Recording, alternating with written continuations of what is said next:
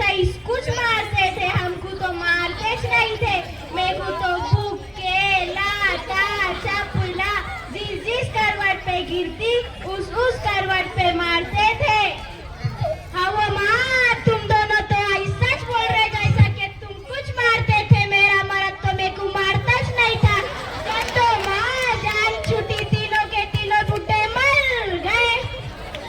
जान दे वो माँ, पुराने बात छोड़, अभी की कुछ नहीं सुना। क्या बताऊँ वो माँ, जब मैंने भाव करके लाई थी तो ऐसी कैसी माया करती थी, और अब तो नागिन के जैसा डसने को चाहती।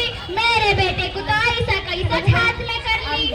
मैंने भी जब भाव करके लाई थी तो गरीब गाय थी गाय, मगर अब लात मारने वाली बैल बन गई है। मेरे बेटे पर तो जैसे जादू ही कर दिया हो।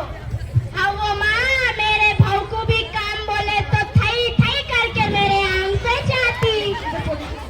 वैसे कहाँ बैठे हैं ये दोनों? बैठे होंगे दूसरे कमरे में। और क्या हाल चाल वो माँ तेरा? क्या बताऊँ वो माँ,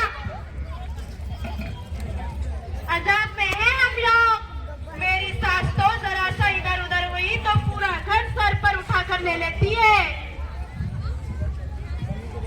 मेरी सास तो ऐसी है, जो भी मेहमान आए उसके कान भर देना शुरू कर देती है।